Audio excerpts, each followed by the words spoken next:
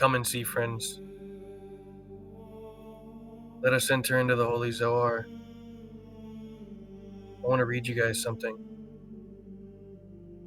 This is from Parashat Beha'alotcha. This is in Book 11 of the English translation of the Zohar. This is in Daf 152a. Rabbi Shimon said, "Woe to that man who says that the Oraita came to show stories of the world and words of commoners. For if so, even at this time we could make Oraita with words of commoners and with praise greater than all of them." He says, if to show a word of the world, even the princes of the world have among them words higher than these.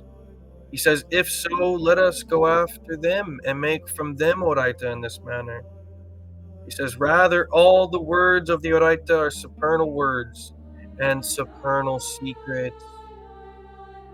He says, woe to the man who thinks that the Torah came to reveal simple stories of Jacob and Laban alike, of Abraham and the like.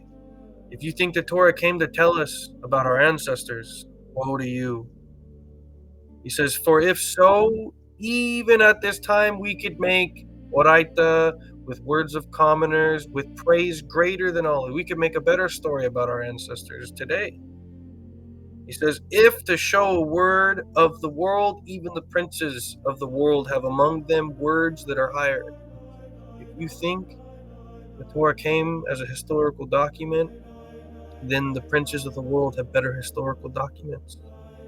He says, rather, all the words of the Oraita are supernal words and supernal secrets. Rather, the Torah that we have, it's all supernal esoteric secrets of the divine creation of all the worlds.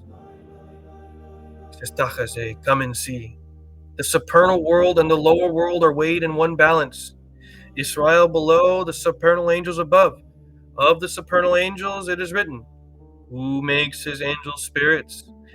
At the time they descend below, even though they descend, they are clothed in garments of this world. And if they did not clothe themselves in garments like those of this world, they could not stand in this world, and the world could not bear them. If these angels have to descend, when they descend in this world, they have to be clothed with the garment of this world. And if with the angels it is so, how much more with the Oraita that created them and created all the worlds, and all stand because of it. He says, if the angels have to descend into a garment into this world, how much more so the Oraita have to descend into a garment in this world? All the more so does the Oraita have to descend in the garment. When it descends to this world, if it did not clothe itself in a garment of this world, the world could not bear the holy Oraita, the holy Torah. And because of this, the story of the Oraita is the garment of the Oraita. The stories in the Torah is the garment of the Torah. One who thinks that the garment is the Oraita itself and nothing else, let his spirit be cursed, and he shall have no portion in the world to come. This is Rashbi, Rabbi Shimon Bar Yochai saying this.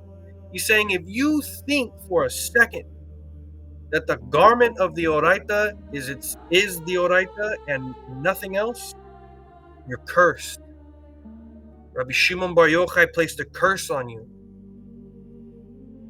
May you have no portion in the world to come. Therefore, David said, uncover my eyes that I may behold wonders from your Torah. What is beneath the garment of the Oraita?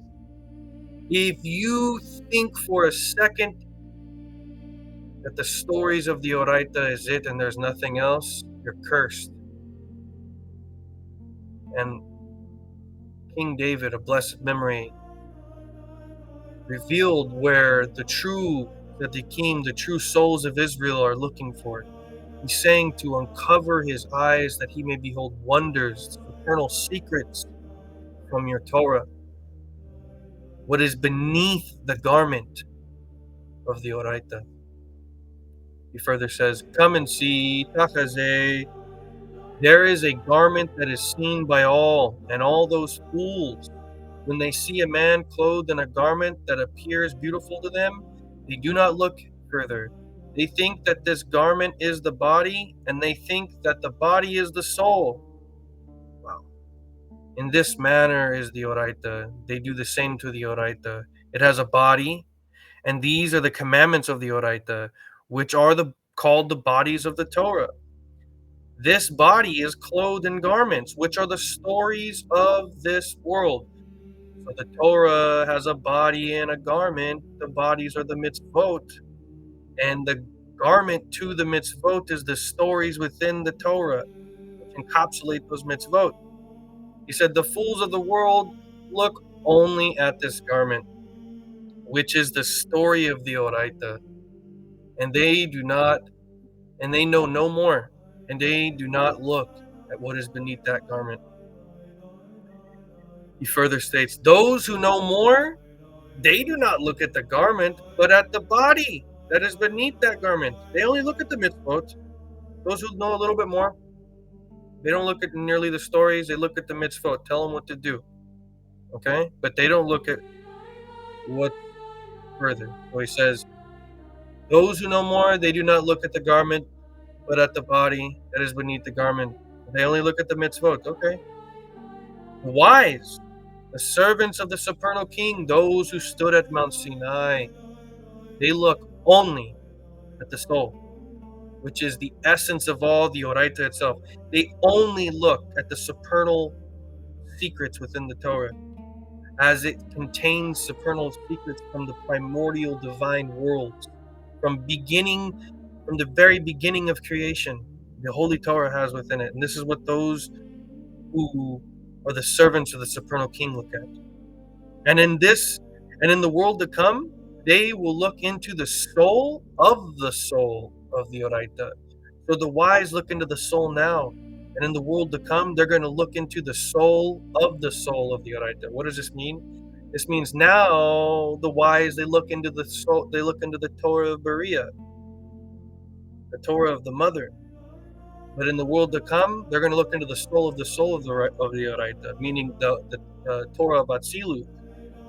You're going to be studying the Torah of Atzilut, the Oraita of Atzilut, the Oraita de Atzilut. And he further states, Tachazeh, come and see, so it is above as well. There is a garment and a body and a soul of a soul. The heavens and their hosts, these are the garments.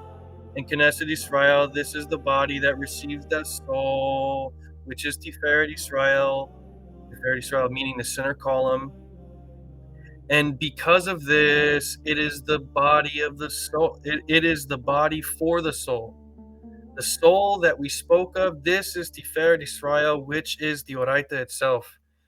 What does he mean? The Oraita is the written Torah is known as Tiferet and Israel. And he's saying here that the soul is the Oraita itself. The soul of the Oraita is the Oraita itself, and this is Tiferet Israel. And Knesset Israel is like a body for the holy soul of the Torah of the Oraita. And the soul of the soul, this is a Tika Kadisha, and all is bound one in the other. We're going to continue into Daf 152b. Woe to those guilty ones who say that the Oraita is only a story of the world, and they look at the garment and no more. Blessed are the Tzadikaya who look into the Oraita as is proper. He says, wine is not kept except in a vessel. So too the Oraita is not kept except in this garment. And because of this, it is not necessary to look except at what is beneath the garment. And because of this, all these words and these stories are garments.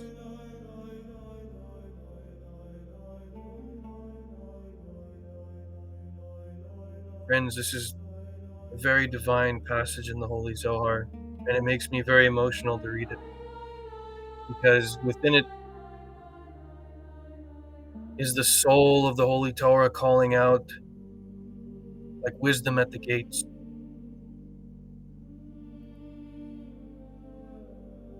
Please consider this wisely. The Torah is a primordial code from the divine creator that was given to Moshe Rabbeinu. Yes, these men existed. Yes, there is a Peshat. But if you think that this Peshat, that's all it came to reveal, there's a curse upon you. We see this today in people who call themselves scholars, and they'll say that we have no evidence that Moshe Rabbeinu wrote the Torah because we don't have a script. We don't have any scrolls from the time of Moshe Rabbeinu. They say the same thing about the Holy Zohar. And this is likened if I told you that 3.14 and pi didn't exist before someone showed it to us, didn't exist before Archimedes or whoever revealed it, that these divine patterns of creation didn't exist before someone found it. This is foolishness. This is foolishness. Inside of these holy works contains holy souls, as I revealed last time. And the way that these texts are identified is by the soul that's within them, not the garment, not the stories, not the body even, but the soul that's within them.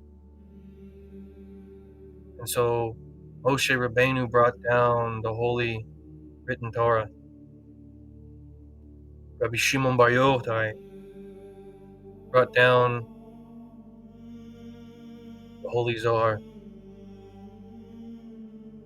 They had the same soul, as is fitting. So consider all of this very, very carefully, friends. Shalom.